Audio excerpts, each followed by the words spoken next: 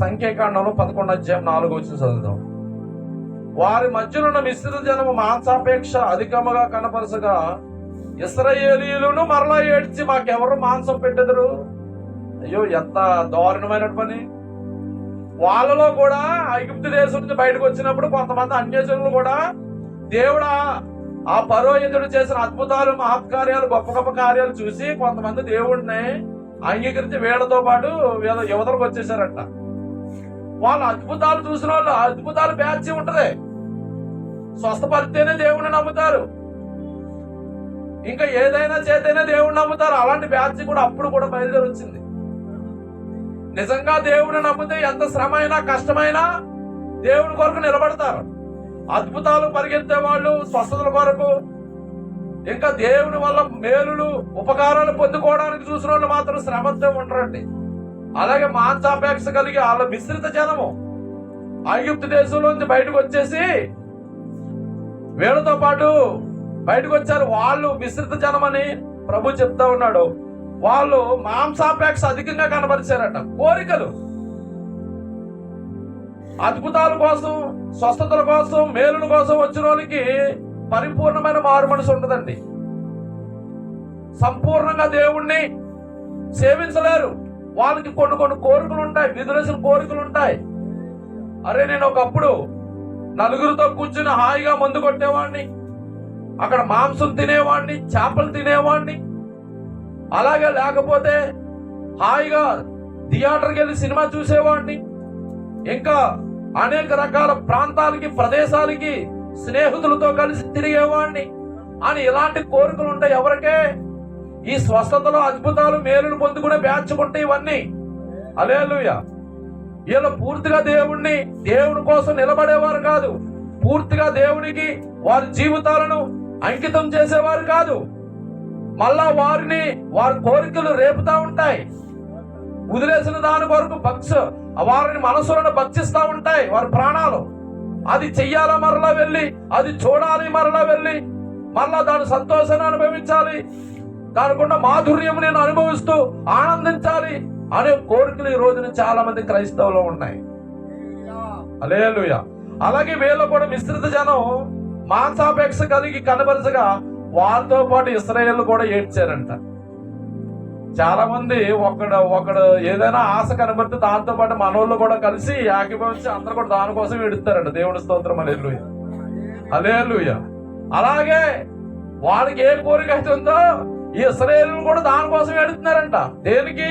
చూడండి, ఐగుప్తులో మేము ఉచితంగా తినని చేపలను, కీరకాయలను, దోసకాయలను, కూరాకులను, ఉల్లిపాయలను, తెల్లగడ్డలను జ్ఞాపకానికి వచ్చుచున్నవి.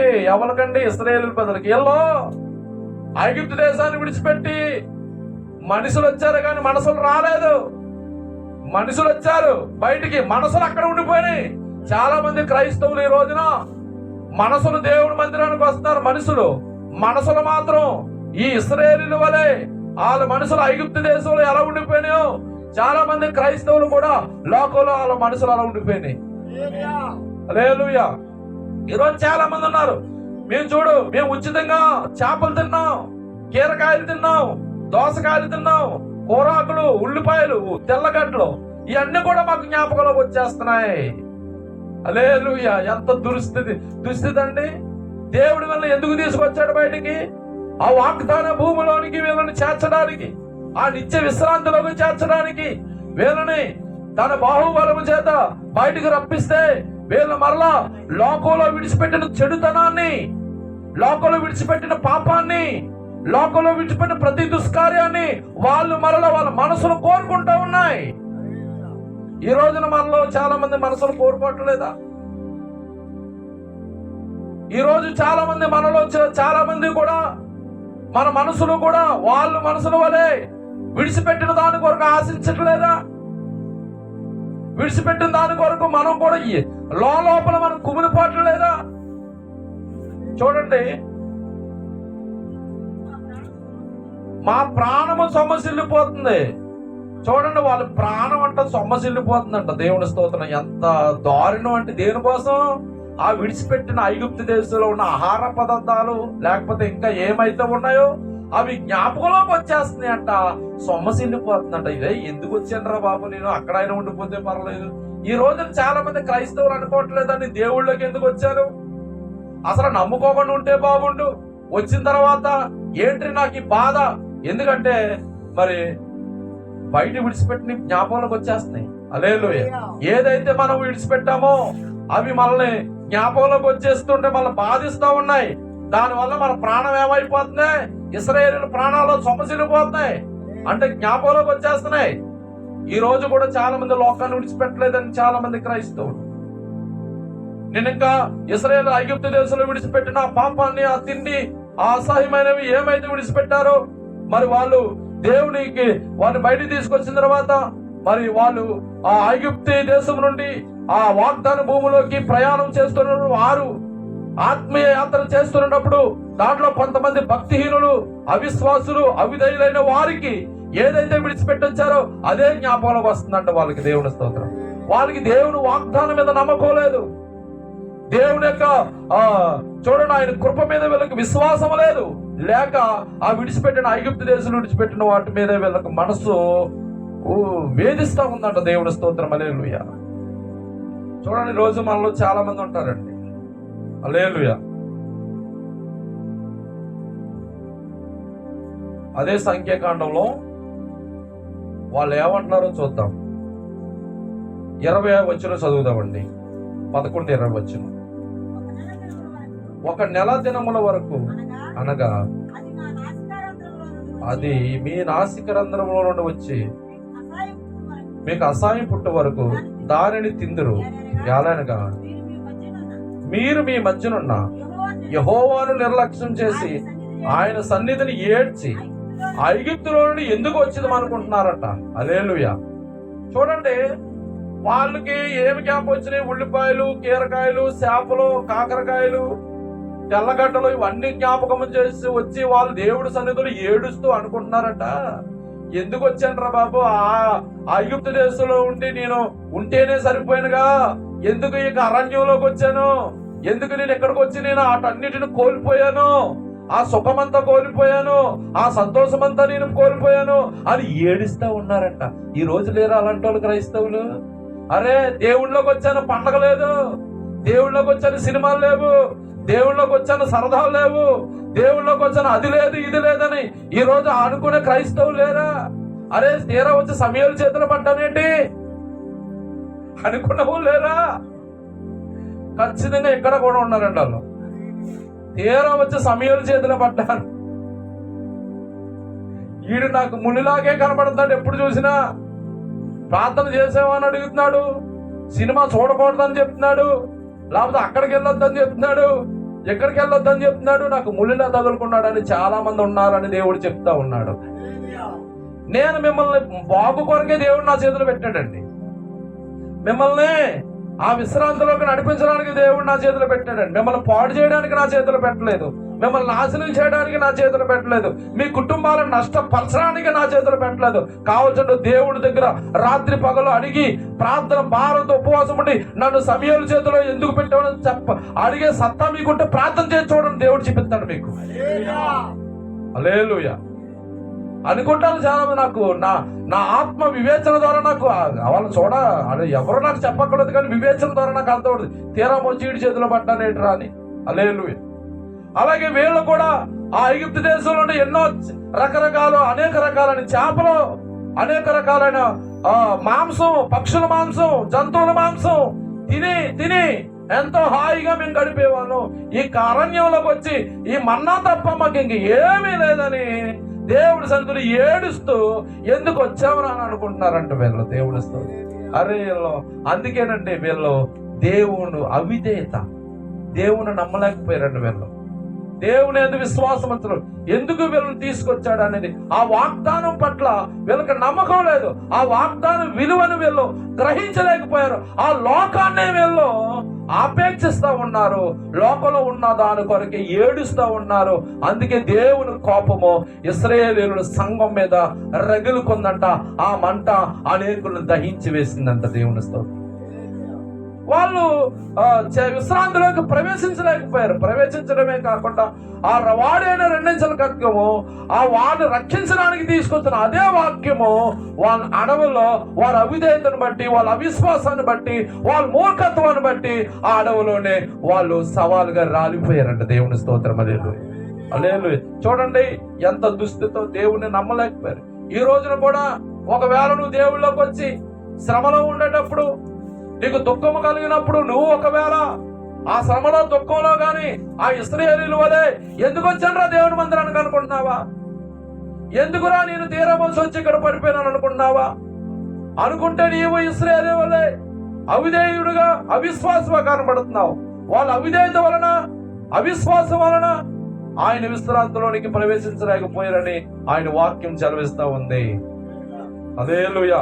మనం వారి వలె ఉండడానికి వీల్లేదు. ఎందుకు చూడండి, వాళ్ళు విశ్రాంతిలోకి ప్రవేశించి పెట్టాలని దేవుడు వారిని బయటికి తీసుకొచ్చాడు. అబ్రహాముకి ఇచ్చినటువంటి వాగ్దానాన్ని బట్టి మరి వాళ్ళందరినీ వెలుగులు తీసుకొచ్చారు. కానీ వాళ్ళు ఏం చేశారంటే దేవుణ్ణి నమ్మలేకపోయారు. వారి కార్యాలు చూసి వెంటనే మర్చిపోయారని ఆయన వాక్యం చదివిస్తా ఉంది. హల్లెలూయా. చూడండి, అయితే అదే సంఖ్యాకాండంలో 11:32 చదువుదాం. కావున జనులు ఆ దినమంతయు, ఆ రాత్రంతయు, మరుసటి దినమంతయు లేచి ఆ పూరేలను కూర్చుకొని చుండ్రి. తక్కువ కూర్చుకొనిన వాడు 100 తురములను కూర్చుకొనెను. తరువాత వారు తమ కొరకు పాలెము చుట్టూ వాటిని పరచిరి. ఆ మాంసము ఇంకా వారి పండ్ల సందున ఉండగానే అది నమలక మునిపే యెహోవా కోపము జనుల మీద రగులుకొనెను. యెహోవా తెగులు చేత వారు బహుగా బాధించెను. మాంసాపేక్ష గల వారిని జనులు అక్కడ పాతి పెట్టినందున ఆ స్థలములకు హత్తావా కిబ్రోతు హత్తావా అని పేరు పెట్టను. అంటే దురాశ. దేవుని స్తోత్రం. హల్లెలూయా. హత్తావా అనే అర్థానికి దురాశ. చూడండి, అధికంగా వీళ్ళు ఏం చేశారంటే దేవుణ్ణి మర్చిపోయి ఐగుప్తులో విడిచిపెట్టిన చేపల మీద, ఐగుప్తులో విడిచిపెట్టిన కీరకాయలు, దోసకాయలు, అలాగే ఉల్లిపాయలు, ఉల్లిగడ్డల మీద వీళ్ళ మనసు ఉంది. కానీ వీళ్ళని అద్భుతాలు, సూచక్రియలు, మహత్కార్యాలు చేసి వెలుపలకు తీసుకొచ్చిన దేవుడి మీద మనసు లేదు వీళ్ళకి. ఎంతో అవిశ్వాసాన్ని వీళ్ళు బయటికి కక్కేశారు. వాళ్ళలో అవిధేయతను బయటికి కక్కేశారు. దేవుడు ఏం చేశాడంటే వాళ్ళని అరణ్యంలోనే వాళ్ళని సంహరించేశాడంట. చాలా మంది రాలిపోయారంట. చూడండి, అలాగే మనం అదే సంఖ్యాకాండంలో 15వ అధ్యాయము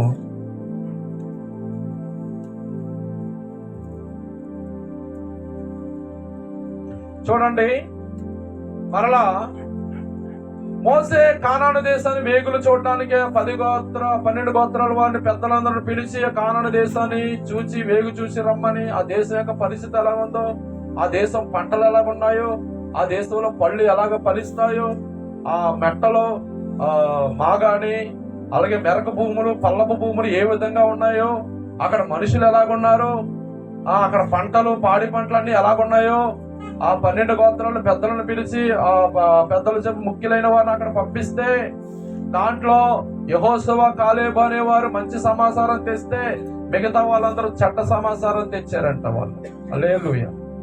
వాళ్ళు ఏం తెచ్చారు? వాళ్ళు చెప్పిన సమాచారమే కాకుండా ఇక్కడ ఇశ్రాయేలు ప్రజలందరూ కూడా భయపెడతా ఉన్నారంట. వారు చూసిన దృశ్యాలు, అయ్యో అక్కడ చాలా మనుషులు చాలా భయంకరులు, వారు ఎదుట మనం మిడతల్లాంటోళ్ళు, అంటే మనల్ని అవలేలుగా మింగేస్తారు, అది ఇది చెప్పి మొత్తం మీద ఇశ్రాయేలు ప్రజలందరినీ కూడా వాళ్ళు భయపెట్టారంట. దేవుని స్తోత్రం. చూడండి, యెహోషువ, కాలేబు అయితే అక్కడ మంచి సమాచారాన్ని తెచ్చిపెట్టారంట. హల్లెలూయా. చూడండి, వారు కూడా 14వ అధ్యాయము తర్వాత 3వ వచనం చదువుదాం.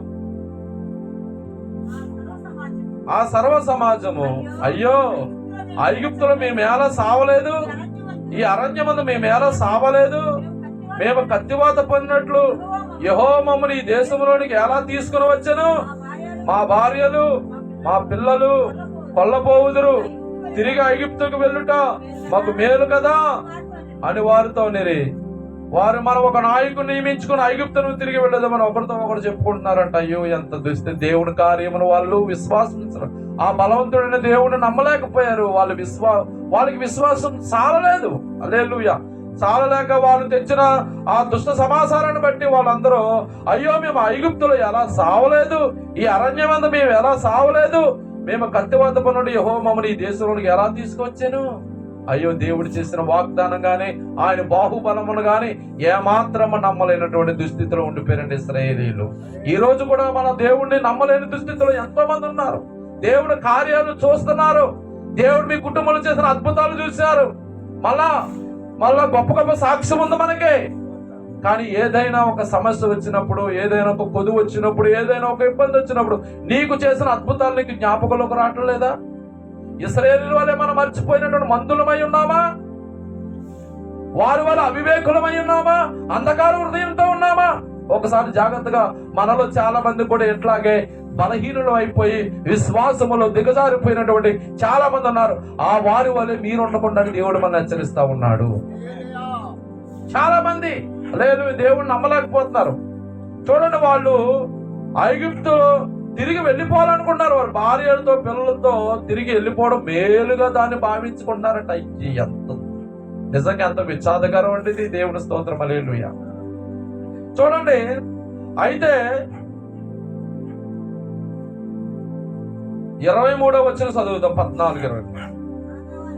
కాగా వారి పితరులకు ప్రమాణపూర్వకంగా నేను ఇచ్చిన దేశమును వారు చూడరు. ఎందుకని? దేవుణ్ణి నమ్మలేదు, దేవుణ్ణి విశ్వాసం ఉంచలేదు, ఆయన యందు విధేయత చూపలేదు. కనుక వారి పితరులకు నేను చేసిన ప్రమాణము అనగా నేను ఇచ్చిన ఆ వాగ్దాన దేశమును వారు చూడరు. నన్ను అలక్ష్యం చేసిన వారిలో ఎవరు దానిని చూడరు. దేవుని అలక్ష్యం చేశారంట వీళ్ళు. దేవుడు ఈ రోజు మనలో లేరా? దేవుణ్ణి ఎంత అలక్ష్యం చేస్తున్నావు మనం? చాలా విషయాల్లో నువ్వు దేవుణ్ణి లక్ష్య పెడుతున్నావా? నిన్ను పిలిచిన ప్రధాన యాజకుడైన యేసుక్రీస్తు మీద నువ్వు లక్ష్యం ఉంచుతున్నావా? హల్లెలూయా. చాలా మంది ఆయన మీద గురి నిలపలేనటువంటి అవిశ్వాసంలో ఈ రోజున క్రైస్తవుల్లో మనలో చాలా మంది ఉంటున్నారండి. చూడండి, ఎవరైతే ఆయన లక్ష్య పెట్టలేదో, వారి పితరులకు చేసిన ఆ వాగ్దాన దేశంలో వాళ్ళు చూడరు అంటున్నాడు. ఎవరు చూస్తారని? నా సేవకుడైన కాలేబు మంచి మనసు కలిగి పూర్ణ మనసు నన్ను అనుసరించును, ఏదువు చేత అతడు పోయిన దేశంలో అతను నేను ప్రవేశపెట్టేదనని దేవుడు సెలవిస్తున్నాడు. హల్లెలూయా. కాబట్టి చూడండి, వాళ్ళు చూడడమే కాకుండా వాళ్ళని ఆ దేశంలోకి చేరనివ్వకపోవడమే కాకుండా దేవుడు వాళ్ళని ఏం చేశాడంటే 37వ వచనంలో అదే అధ్యాయము, అనగా ఆ దేశమును గురించి చెడ్డ సమాచారం చెప్పిన మనుషులు యెహోవా సన్నిధిని తెగులు చేత చనిపోయిరి. హల్లెలూయా. దేవుని ప్రజలంటే దేవుని నమ్మలేక, అవిధేయత వలన, దేవుని వాగ్దానాల మీద నమ్మకం లేక, వారి అవిశ్వాసం వలన, వాళ్ళు తెచ్చిన చెడ్డ సమాచారాన్ని బట్టి వారికి నమ్మకం లేకుండా పోవడమే కాకుండా ఆ ఇశ్రాయేలు ప్రజలందరినీ కూడా బలహీనం చేసేసారండి. ఆ దెబ్బతో భార్య పిల్లలు అందరూ కలిపి మరలా తిరిగి ఎక్కడికి వెళ్ళిపోవాలనుకుంటున్నారు? ఆ విడిసి వచ్చిన లోకంలో తిరిగి వెళ్ళిపోవాలనుకుంటున్నారు వాళ్ళు. ఈ రోజున నీ బలహీనతను బట్టి, ఈ రోజు నీకున్న అవిశ్వాసాన్ని బట్టి మనం కూడా చాలా మంది క్రైస్తవులు ఎలా బలహీనపరిచేస్తావు నీ మాటలు బట్టి. నువ్వు నమ్మకపోతే నమ్మకపోయావు, నీకు విశ్వాసం లేకపోతే విశ్వాసం గలవాడిని కూడా మనం ఒక్కొక్కసారి ఏం చేస్తామంటే వెనక లాగేస్తామంటే మన బలహీనతను బట్టి. వారు అలాగే చేశారు. చెడ్డ సమాచారం తెచ్చి ఆ ఇశ్రాయేలు ప్రజలను చాలా మందిని బలహీనపరిచేశారు. ఆ చెడ్డ సమాచారం తెచ్చిన వారు ఐగుప్తు మరి వాళ్ళు వాగ్దాన దేశంలో ప్రవేశించకపోవడమే కాకుండా దేవుడు వారిని సంహరించేసాడంట వారిని. హల్లెలూయా. అంటే వాళ్ళు అవిశ్వాసం వలన, అవిధేయత వలన ఆ విశ్రాంతిలోనికి ప్రవేశించలేదు. వారు ప్రవేశించకపోయినా అది నేటికి విశ్రాంతి మనందరూ నమ్మిన వారి కొరకు, విశ్వాసం ఉంచిన వారి కొరకు, ఆయన వాక్యమునకు విధేయులైన వారందరికీ ఆ విశ్రాంతి నేటికి నిలిచే ఉంది. అంటే మన విశ్వాసం విషయంలో ఇప్పుడు జాగ్రత్త పడాలి. నీ విశ్వాసం ఎలా ఉంది? ఒకవేళ ఆ ఐగుప్తు దేశం నుంచి విడిచిపెట్టిన ఆ పాత జీవితాలను ఆ ఇశ్రాయేలు జ్ఞాపకం చేసుకున్నట్టు నువ్వు కానీ జ్ఞాపకం చేసుకున్నావేమో. విడిచిపెట్టిన చెడుతనం వైపు నువ్వు వెళ్ళిపోతున్నావేమో. ఆ సినిమాలు, షికారులు, పాత జీవితం అంతా నీ జ్ఞాపకంలోకి వస్తుందేమో. వచ్చాక నేను ఎందుకు ఎక్కడికి వచ్చి పడిపోయాను అనుకుంటున్నావా? జాగ్రత్త. గొప్ప కృపను కోల్పోయే స్థితిలో ఉన్నావని మర్చిపోవద్దు. వాళ్ళు దేవుణ్ణి నమ్మలేదు. మనం అంతా ఎందుకు పిలువబడ్డాం? ఇప్పుడు ఎందుకు పిలువబడ్డామంటే హెబ్రీయులకు రాసిన పత్రిక 3వ అధ్యాయం 1వ వచనం చదవండి.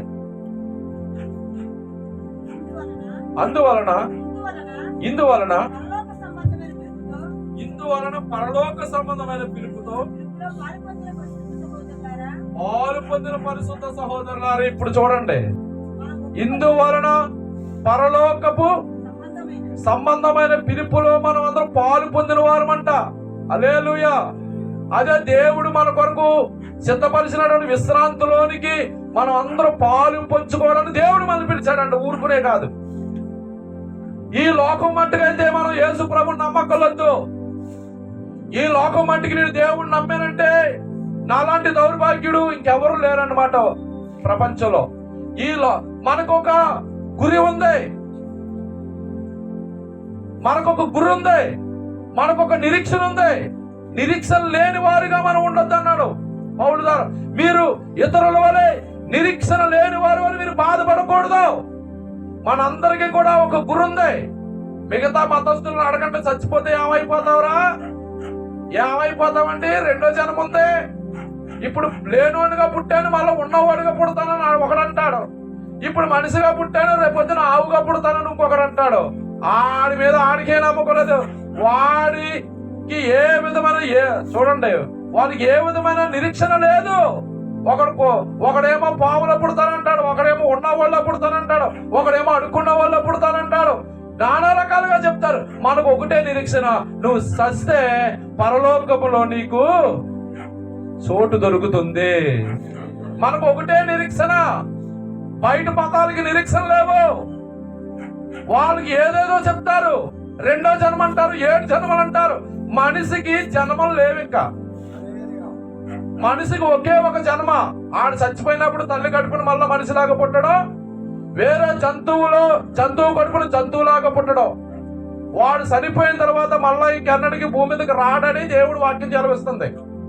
మనకు ఒక నిరీక్షణ ఉంది. మనం నిరీక్షణ లేని వారం కాదు. మనం అందరం ప్రభువుని విశ్వాసం ఇస్తే, ప్రభువుని విశ్వాసం ఇచ్చిన వాళ్ళందరికీ నిత్య జీవం ఉందని లేఖనాలు తెలియజేస్తున్నాయి. ఆ నిత్య జీవానికి మనం అందరికీ పాలు పంపులుగా పంచుకోవడానికి దేవుని చేత రక్షకుడైన యేసుక్రీస్తు సువార్త వలన మనం అందరం కూడా ఇక్కడికి పిలువబడ్డాము. హల్లెలూయా. కాబట్టి ఈ లోకం మట్టుకైతే మన దేవుడిని నమ్మలేదు, మనందరికీ కూడా నిత్య జీవం ఉందని ప్రభు చెలవిస్తున్నాడు. మరి నిత్య విశ్రాంతిలోకి మనం వెళ్ళాలంటే కడ వరకు మన విశ్వాసాన్ని కాపాడుకోవాలి. మన కడ వరకు దేవుని వాక్యమునకు విధేయత చూపాలి, విధేయులమై ఉండాలి, భ్రష్టులమై ఉండొద్దు అంటున్నాడు. విశ్వాస విషయంలో మీరు భ్రష్టులై ఉండొద్దు. ఇశ్రాయేలీయుల వారి వలె వాళ్ళు విశ్వాస విషయంలో ఇశ్రాయేలీయులు భ్రష్టులైపోయారు. దేవుని వాగ్దానాల మీద నమ్మకం లేదు. ఐగుప్తు దేశం నుండి విడిపించిన దేవుని మీద వాళ్ళు మనసు పెట్టలేకపోయారు. అందుకే వాళ్ళు విశ్రాంతిలోనికి ప్రవేశించలేదు. వీరు ఆ విశ్రాంతిలోకి ప్రవేశించాలని దేవుడు వాగ్దానం చేశాడు. అలాగే వాళ్ళు వెళ్ళలేదన్నమాట. దేవుడు వాళ్ళని అనేక రకాలుగా కొంతమందిని అరణ్యంలో సంహరించేశాడు. చాలా మందిని దాతామ అభిరామ గుంపుల్ని భూమి నెరవేర్చి మింగేసింది. హల్లెలూయా. అలాగే దేవుడి సంఘంలో అగ్ని రగులుకుని దహించి వేసింది. అనేక రకాలుగా దేవుని ప్రజలు అరణ్యంలో శవాలుగా రాలిపోయారండి. దేవుని స్తోత్రం. అయితే వారి వలె మీ విశ్వాసం ఉండకూడదని దేవుడు చదివిస్తున్నాడు. చూడండి, హెబ్రీయులకు రాసిన పత్రిక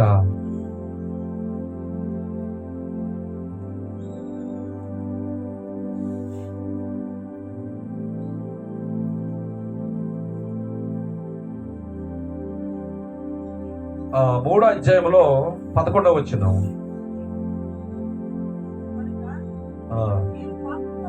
కనుక నేను కోపముతో ప్రమాణము చేసినట్టు వారు నా విశ్రాంతిలో ప్రవేశింపరని చెప్పితేనే. దేవుడు కోపం, ఎందుకంటే వాళ్ళు చూపిన అవిధేయత వలన, వాళ్ళు చూపిన అవిశ్వాసం వలన దేవుడు కోపంతో ప్రమాణం చేశారు. ఎందుకంటే వాళ్ళు నా విశ్రాంతిలో ఇంక ప్రవేశింపలేరని చెప్పాడు దేవుడు. దేవుడి స్తోత్రం. హల్లెలూయా.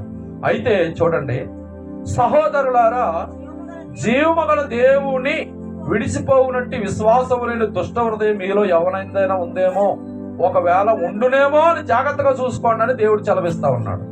ఒకవేళ వాడు చూడని దేవుడు, వాడి మనస్సు జీవము గల దేవుని విడిచిపోయింది. ఎందుకని? వాళ్ళకి ఏం జ్ఞాపకం వచ్చింది? ఆ ఐగుప్తు దేశంలో విడిచిపెట్టినవన్నీ జ్ఞాపకంలోకి వచ్చేసింది. హల్లెలూయా. వాళ్ళ హృదయం ఏమైపోయింది? దుష్ట హృదయం అయిపోయింది. వాళ్ళు విడిచిపెట్టిన పాపాన్ని కోరుకుంటున్నారు. ఈరోజు మనలో ఎవరైనా ఉంటే మనసు మార్చుకోండి సుమి. దేవుడు మనల్ని ఎందుకు పిలిచాడు? పరలోక సంబంధమైన పిలుపులు, పాలు పంపులు పంచుకోవడం దేవుడు మనం పిలిచాడు. మనలో ఏ అవిధేయత ఉన్నా దాన్ని మనం తీసి మన జీవితాన్ని ప్రభువుకి సంపూర్ణంగా సమర్పణ చేసుకోవాలి. హల్లెలూయా.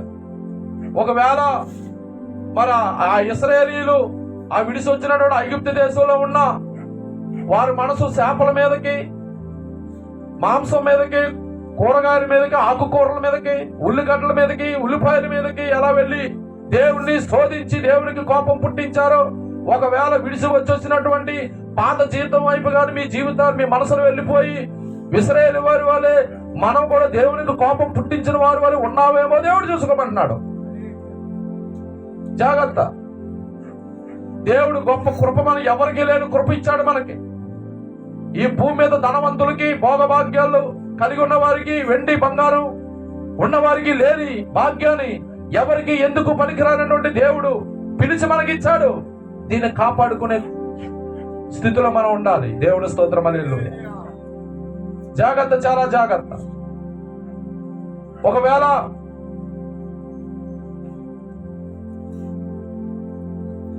నేను ప్రభువులోకి రాకముందు సినిమా థియేటర్కి వెళ్ళి హాయిగా సినిమా చూసి వచ్చేవాడు. Second show, first show, second show చూసి వచ్చేవాడు. ఎప్పుడు ఏమనేవాడు కాదురా బాబు. ఇప్పుడు థియేటర్కి వెళ్తుంటే భయం వేస్తుంది, ఎవడు చూస్తాడు? ఇప్పుడు థియేటర్కి వెళ్తే భయం వేస్తుంది, ఎవడు చూస్తాడు? ఎందుకు భయం వేస్తుందని ఎవడొకటి చూసి చెప్పేస్తాడని, ఒరేడు వేసుకురావడం కూడా థియేటర్ సినిమా ఎందుకు చూస్తున్నామని అంటారని భయం. హల్లెలూయా. ఇన్నాళ్ళైతే నిర్భయంగా వెళ్ళేవాడు. ఫస్ట్ షో చూసేవాడు, సెకండ్ షో చూసేవాడు, అవసరమైతే రాత్రి మ్యాట్నీ షో కూడా చూసి వచ్చేవాడు. ఎవడు అనేవాడు లేడు. ఒకవేళ అధికారం జ్ఞాపకం అవుతుందేమో నీకు. అదే అనవసరంగా యేసు ప్రభులోకి వచ్చాను, ప్రపంచవ్యాప్తంగా కలికి సినిమా ఆడుతూ ఉంటే దాన్ని చూడలేని, నోచుకోలేని స్థితిలో ఉండిపోయానని నువ్వు బాధపడతావేమో బిడ్డ. జాగ్రత్త. దేవుడి స్తోత్రం. నువ్వు విడిచిపెట్టి దాని కొరకు వెనక చూస్తావేమో. దేవుడు నిన్ను పరలోక సంబంధాన్ని పిలుపులో పాలు పంచుకోవడం దేవుడు నిన్ను పిలిచాడు. మళ్ళా విడిచిపెట్టిన లోకం వైపు నీ మనసు వెళ్తుందేమో. జాగ్రత్తగా మార్చుకోవాలి. హల్లెలూయా. అందుకే వారి వల్ల మీరు ఉండొద్దు అంటున్నాడు. వారి వల్ల మీ యొక్క హృదయాలు ఉండొద్దు అంటున్నాడు. మీలో ఎవరైనా అలాంటి విశ్వాసం లేని దుష్ట హృదయంతో ఎవరైనా ఉన్నారేమో. ఒకవేళ ఉంటే చూసుకోండి, జాగ్రత్త ఉండండి అని దేవుడు హెచ్చరిస్తా ఉన్నాడు. మరి నేను మళ్ళా చెప్పాను మునుపుడు, లోకంలో ఎన్నో రకాల ఆనందాలు ఉన్నాయి. చాలా ప్రతి ఆనందం ఒక్కొక్క రకమైన మధురంగా ఉంటది, చాలా తీయగా ఉంటది లోకంలో ఆనందం. ఆ ఆనందాన్ని విడిచిపెట్టి నువ్వు ప్రభు అయిన యేసుక్రీస్తు రక్షకుడిగా అంగీకరించావు. మరి అంగీకరించి ఆ వాగ్దానాన్ని నువ్వు స్వతంత్రించుకోవడానికి నువ్వు ముందుకు నడవాలి. నువ్వు విడిచిపెట్టి వెనకున్నావి ఏమైతే విడిచిపెట్టావో వాటిని చూడకుండా నీ ముందు పెట్టిన ఆ జీవ కిరీటం కొరకు నువ్వు పరిగెత్తాలి. పరిగెడుతున్నావా? మనం ఇంకా వెనకున్న వాటిని లోకంలో సరదాలు చూస్తున్నాం, లోకంలో ముచ్చట్లు చూస్తున్నాం, లోకంలో ఆనందాలు చూస్తున్నాం. ఇంకా ఆ ఇశ్రాయేలీయుల వలె విడిచిపెట్టిన వాటి వైపే, ఆ రోతం వైపు ఎందుకు చూస్తున్నావు? రోతం అయిపోయింది, ఎవడని చూస్తాడా? నువ్వు విసర్జించినవన్నీ కూడా అవన్నీ రోతతో సమానం.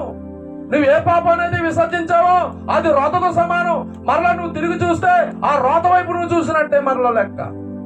ఆ ఇశ్రాయేలీయులు అలా చూశారు. దేవుని వాగ్దానాల మీద గాని, దేవుని కార్యాల మీద గాని విశ్వాసము, నమ్మకము లేని దుష్ట హృదయములై దేవుని చేత సంహరించబడ్డారు అరణ్యంలో వాళ్ళు. ఎంత దుస్థితి! ఒకవేళ అలాంటి స్థితిలో మనం ఉన్నామా? జాగ్రత్త సుమి. దేవుడు హెచ్చరిస్తున్నాడు ఈ మధ్యాహ్న కాలంలో ప్రతి ఒక్కరిని కూడా, నాతో సహా. హల్లెలూయా. ఒకవేళ నేను ఏమైనా వెనకాన్ని చూస్తున్నానేమో. దేవుడు నాకు జీవ కిరీటం ఇస్తానని వాగ్దానం చేశాడు. దాన్ని పొందుకోవడానికి నేను ప్రయాసముతో నేను పరిగెత్తాలి. ఓపికతో గురితో నేను పరిగెత్తాలి, దాన్ని పొందుకోవడానికే పరిగెత్తాలి తప్ప నా వెనకాల ఉన్న వాటిని చూసి మరలా నేను అవిశ్వాసిగా మారడానికి వీల్లేదు. దేవుడు నువ్వు జీవకిరీటం ఎవడిస్తాడు ఈ భూమి మీద మనకి? ఈ భూమి మీద మనకి జీవకిరీటం ఎవడిస్తాడు? ఏమండి, ఈ భూమి మీద ఎవడు కూడా మనకి కిరీటం పెట్టడం. ఒక అడుక్కున్నవాడికి ఎవడైనా కిరీటం పెడతాడా? అడుక్కున్నవాడు రక్షణ పొంది పాపమంతా విడిచిపెట్టి వాడి పాపమంతా యేసు రక్తంలో కడగబడి కడ వరకు విశ్వాసాన్ని కాపాడుకుని చచ్చిపోతే కనుక దేవుడు వాగ్దానం అడుక్కున్నవాడి పట్ల నెరవేర్చబడుతుంది. ఈ భూమి మీద నీకు నాకు ఎవరు కిరీటం పెట్టకపోయినా కిరీటాన్ని ధరించుకునే యోగ్యత మనకి భూమి మీద లేదు. అందుకని ఎంత గొప్పవారు మనం, అంతంత మాత్రమే కదా. కానీ యేసులో నువ్వు నమ్మకంగా ఉంటే ఎవరు ప్రపంచంలో ఎవరు ఇవ్వలేనిది, ఎవరు పెట్టలేనిది యేసుక్రీస్తు నీకు నాకు జీవ కిరీటాన్ని ధరించబోతున్నాడు. దాని కొరకు మనం విశ్వాసంతో పరిగెత్తాలి. దాని కొరకు మనము ఆయన విశ్వాసం విధేయతలుగా మనం బ్రతకాలి. హల్లెలూయా. చూడండి ప్రకటన గ్రంథంలో 2వ అధ్యాయము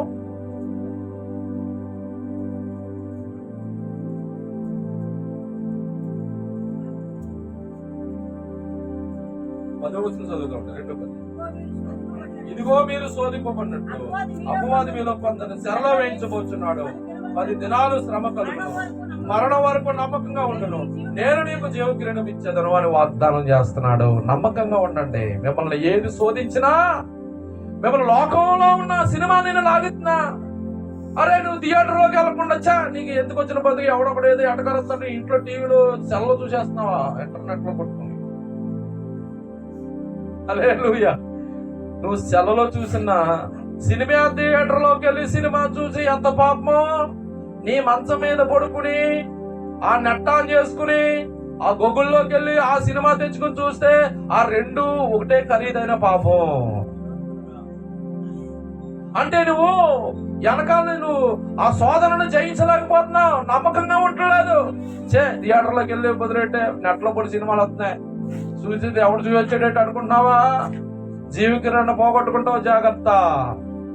వాళ్ళు అదే విధంగా అవిధేయులుగా, వాళ్ళు అవిశ్వాసంగా దేవుని వాగ్దానాల మీద, ఆయన వాక్యం మీద నమ్మకం విశ్వాసము లేక అవిధేయులుగా ప్రవర్తించారు. విశ్రాంతిలోకి వాళ్ళు ప్రవేశించలేకపోయారు. వారి వలె మనల్ని ఉండొద్దు అంటున్నాడు. హల్లెలూయా. జాగ్రత్త.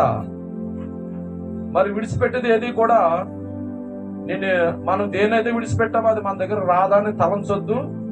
ఖచ్చితంగా ప్రతిరోజు నిన్ను వెంబడిస్తుంది, ప్రతిరోజు నిన్ను శోధిస్తుంది, నిన్ను పీడిస్తుంది కూడా అవసరమైతే. కానీ దాన్ని జయించిన క్రీస్తు కొరకు ముందుకు నడవాలి. హల్లెలూయా. చూడండి, మరి ఇందాక అదే మనలో ఎవరైనా అలాంటి అవిశ్వాసమైన దుష్ట హృదయం, మనలో ఎవరైనా అలాంటి హృదయం గల వారు ఉంటే జాగ్రత్తగా చూసుకోమని ఆ దేవుడు హెచ్చరిస్తా ఉన్నాడు. అలాగే 4వ అధ్యాయం ఎబ్రీయులకు రాసిన పత్రికలో 1వ వచనం చదువుదాం. ఆయన యొక్క విశ్రాంతిలో ప్రవేశించదమని వాగ్దానం ఇంకా నిలిచి ఉండగా మీలో ఎవడైనా ఒకవేళ ఆ వాగ్దానం పొందకుండా తప్పిపోయినేమో అని భయం కలిగి ఉండండి. దేవుడు హెచ్చరిస్తున్నాడు. ఆ భయం ఇశ్రాయేలుకు లేదు, ఆ భయం వాళ్ళకు లేదు. ఆ విశ్రాంతిలోకి ప్రవేశిస్తామని వాగ్దానం నిలిచి ఉండగా వాళ్ళు ఏం చేశారు? దేవుడి మీద సణుక్కున్నారు. తాగే నీళ్ల కోసం, తినే తిండి కోసం, వాళ్ళు ఈ భూ సంబంధమైన సౌకర్యాల కోసం వాళ్ళు ఏం చేశారు? దేవుడు చేసిన ఆ వాగ్దానాన్ని మర్చిపోయి, ఆ వాగ్దానం మీద నమ్మకము విశ్వాసము లేక వాళ్ళు అవిశ్వాసులై, దుష్ట హృదయములు గలవారై, వాళ్ళు తప్పిపోయిన వారై వాళ్ళు దేవుడి చేత సంహరించబడ్డారు. ఇదిగో విశ్రాంతిలో ప్రవేశించిన వాగ్దానం ఇంకా నిలిచి ఉంది. మనకి ఇంకా నిలిచి ఉందా వాగ్దానం? అది ఎప్పటికీ కూడా ఆయన మాట. ఇందాక చదివాము, ఆయన వాక్యము సజీవమైనది. ఏంటి? ఆయన వాక్యము సజీవమైనది, ఎన్నటికీ నాశనం లేనిది. ఆయన వాగ్దానం కూడా సజీవమైనది, ఎన్నటికీ నాశనం లేనిది. ఆ విశ్రాంతి ఇంకా నిలిచే ఉంది. దానిని మనలో ఎవడైనా మరి ఒకవేళ ఆ వాగ్దానం పొందకుండా ఒకవేళ తప్పిపోయిన స్థితిలో ఉన్నావేమో సరి చేసుకోమని దేవుడు మరలా ఈ రోజు హెచ్చరిస్తా ఉన్నాడు.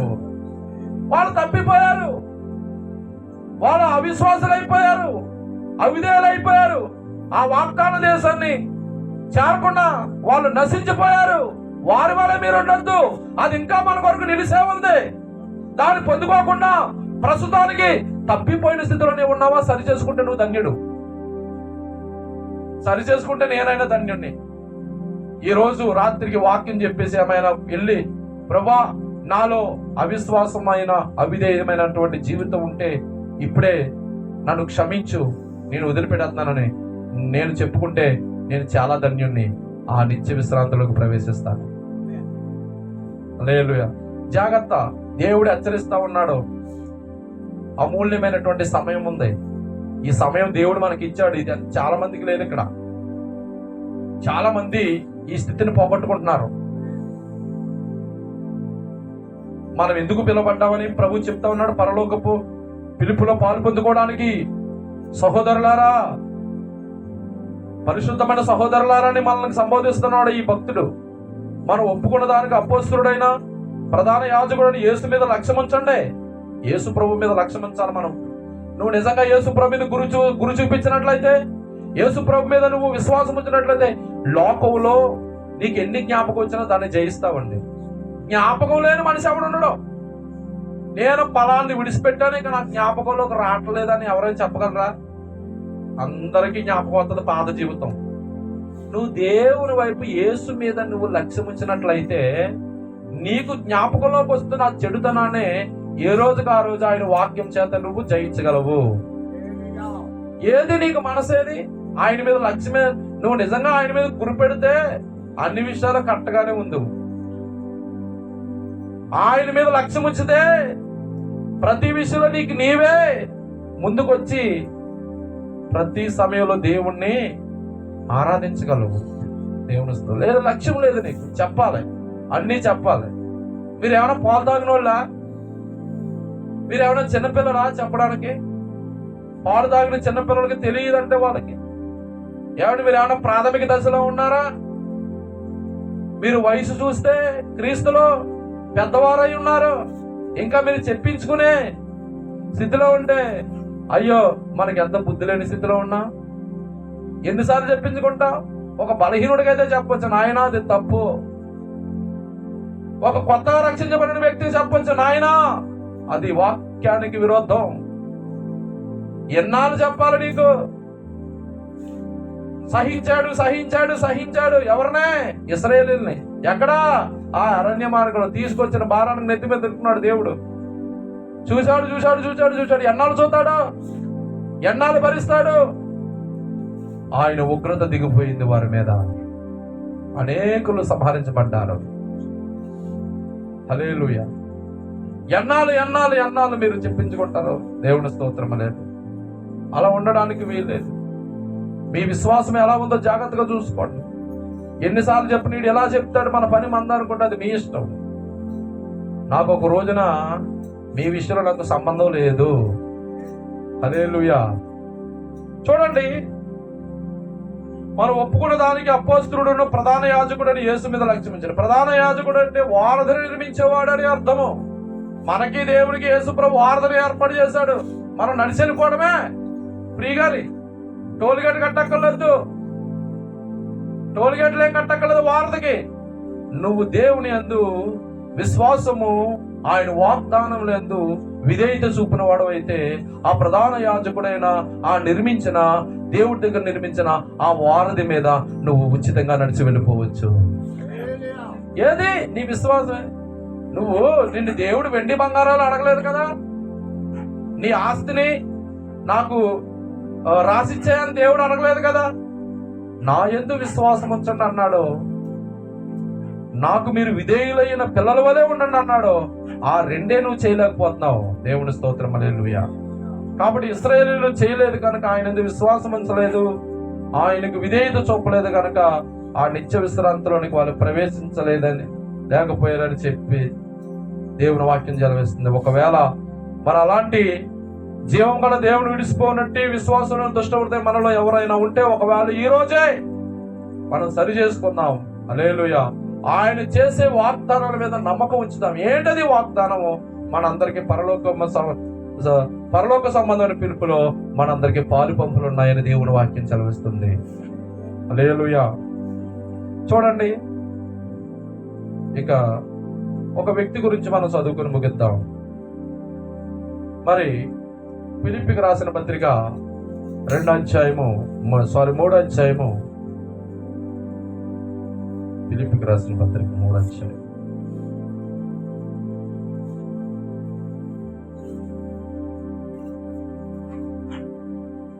12వ వచనం నుంచి 14వ వచనం వరకు చదువుదాము. ఇదివరకే నేను గెలిచితనైనను, ఇదివరకే సంపూర్ణ సిద్ధి పొందితేనను నేను అనుకోవట్లేదు, కానీ దేని నిమిత్తము క్రీస్తు యేసు చేత పట్టబడితేనో దాన్ని పట్టుకోవాలని పరిగెత్తుచున్నాను అంటున్నాడు. హల్లెలూయా. అపోస్తలుడైన పౌలు చాలా జ్ఞానవంతుడు, విద్యావంతుడు, సకల శాస్త్రములు ఎరిగినవాడు. ఆయన ఏమని తగ్గించుకుని మాట్లాడుతున్నాడు తెలుసా? నేను ఇదివరకే గెలిచితనని గాని ఇదివరకే సంపూర్ణ సిద్ధి పొందుతానని నేను అనుకోవట్లేదు.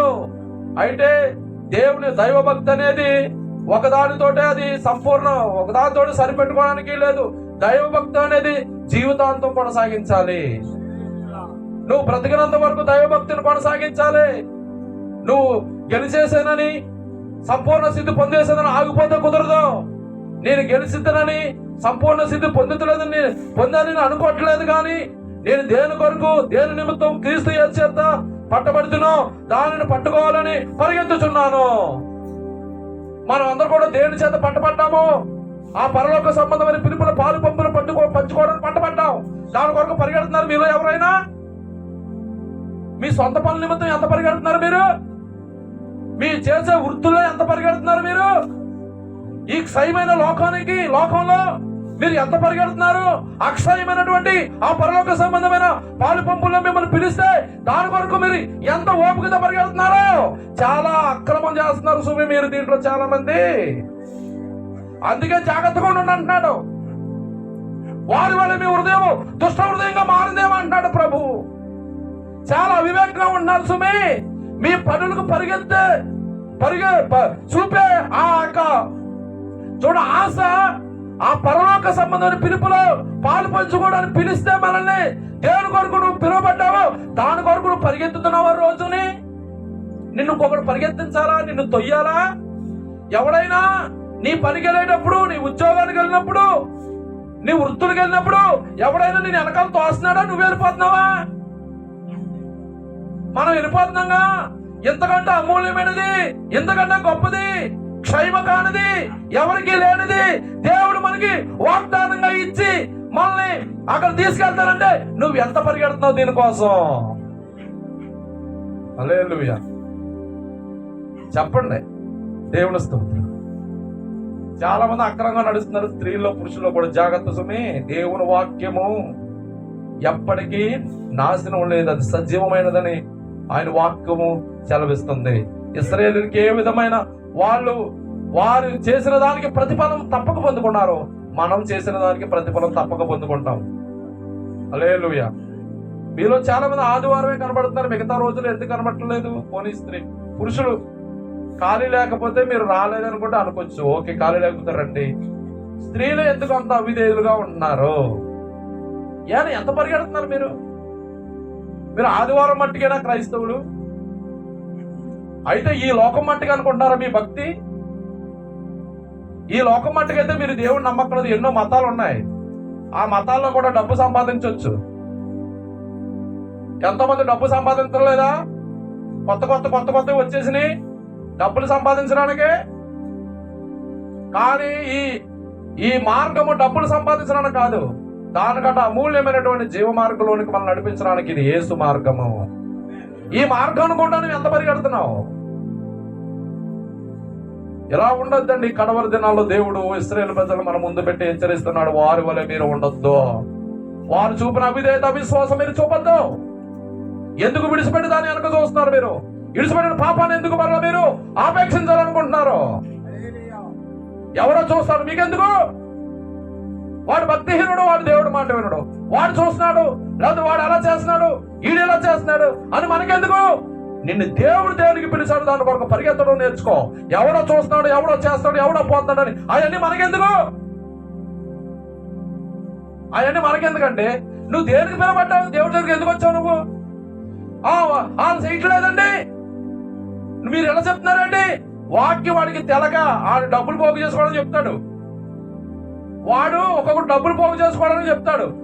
నిజంగా పరలోక మార్గానికి వెళ్ళాలంటే డబ్బులు పోగేసుకోవడం అవసరం లేదు. అపోస్తలుడైన పౌలుకి అవసరం లేదు డబ్బులు పోగేసుకోవడం. ఆయనకి డబ్బులు పోగేసుకోవడం పని కాదు, కానీ ఆత్మలను పరలోక రాజ్యం నడిపించుకోవడానికి అదే పనిగా పెట్టుకున్నాడు అతను. ఆ రోజుల్లో అపోస్తలుడైన పౌలు ఎందుకు వచ్చిన కర్మ? అద్దె గృహాల్లో ఉన్నాడంట, సొంత ఇల్లు కూడా లేదు అతనికి. అద్దె గృహాల్లో ఉండి దేవుడి పరిచర్య ప్రపంచ వ్యాప్తంగా గొప్ప మధురమైనటువంటి సువాసనగా మార్చేశాడు ఆయన. డబ్బుల గురించి వ్యాపారం కాదు ఇది. చాలా మంది అనుకుంటారు డబ్బులు వస్తాయి అనుకుంటే, వాళ్ళు ఏదో తెలియక అనుకొచ్చిన పాపం వాళ్ళు కూడా వదులుతాం. మనం డబ్బులతో ఇది డబ్బుల గురించి చేసేది కాదు. మన ఆత్మలు పరలోకంలోనికి దేవుని వద్దకు నడిపించబడడానికి ఏర్పరచబడిన ఏకైక దైవ మార్గము. ఆ మార్గంలోకి వచ్చావుగా ఎన్నాళ్ళు మీరు. దేవుని స్తోత్రం. ఇశ్రాయేలు అదే దేవుడు హెచ్చరిస్తున్నాడమ్మా, మనలో ఎవరు వారి వలె దుష్ట హృదయాల వలె ఆ వాగ్దాన విషయంలో తప్పిపోయిన వారి వలె ఉండొద్దు.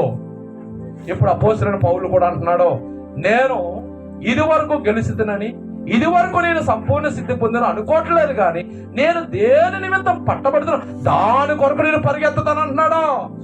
అపోస్తలుడైన పౌలు చూసన్నా మనం ఈ రోజు పరిగెత్తుదాం. ఎంతమంది తీర్మానం చేసుకుంటారమ్మా యవనస్తులు? ప్రార్థనకు రావాలన్నా వస్తావా? లేకపోతే అక్కడికి రావాలన్నా వస్తావా? వస్తానంటావు కానీ మళ్ళా రావు. దేవుని స్తోత్రం. అయితే నువ్వు ఎక్కడ పరిగెడుతున్నావు? హల్లెలూయా. తీర్మానం చేసుకోండి, ఈ రోజు నేను దేవుని కోసం అయితే పిలువబడ్డాను. ఎంత ముందు చేసిన భక్తిని తో ఆగిపోక, ఎంతకు ముందు నేను పొందుకున్న పరిశుద్ధాత్మతను ఆగిపోక ఎంతకు ముందు నేను పొందుకున్న పరిపూర్ణతలో ఆగిపోక, ఇక నేను నా కొరకు నేను సిద్ధపరచబడిన అయితే నేను దేవుని కొరకు పిలువబడ్డాను, దాని కొరకే నేను కూడా పరిగెత్తుతానని మీరు ఒక గట్టి నిర్ణయం తీసుకోవాలి. ఈ రోజున చేతులెత్తితే నిర్ణయం తీసుకుంటే చేతులెత్తుందమ్మా యవనస్తులు. చేతులెత్తి చెప్పండి, అయితే మీకు ఇంకా మీ హృదయాలు ఇంకా మొండి బారినట్టేనే ఉన్నాయి. లేకపోతే దేవుడికి అప్పచెప్పేద్దాం ఇక్కడ. హల్లెలూయా. తీర్మానం చేసుకోరా ఎన్నాళ్ళు మీరు? ప్రతి దేనికి ఇక్కడ ఉన్న యవనస్తులు ఉన్నారు కదా, స్త్రీలు. లేకపోతే నా మాటలు ఇష్టం లేకపోతే మీరు పులిష్టపడేవచ్చు. మీరు బలవంతంగా రావద్దు. నేను ఎవరినే బలవంతంగా రమ్మను.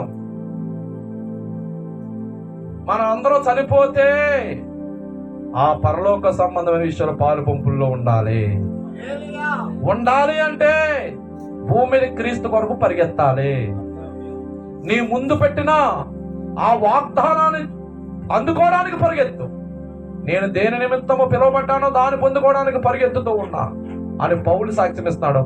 అట్టి పౌలు మాదిరిగా మనం కూడా మనం దేని నిమిత్తమో పిలువబడ్డామో దాన్ని పొందుకోవడానికి పరిగెడతాం. ఇశ్రాయేలులు దేని నిమిత్తం ఐగుప్తు దేశం నుంచి బయటకు వచ్చారో దాన్ని పొందుకోలేక అరణ్యంలో సంహరించబడ్డారు. ఆ స్థితిలో నువ్వు నేను ఉండకూడదని ప్రభు వాక్యం సెలవిస్తుంది.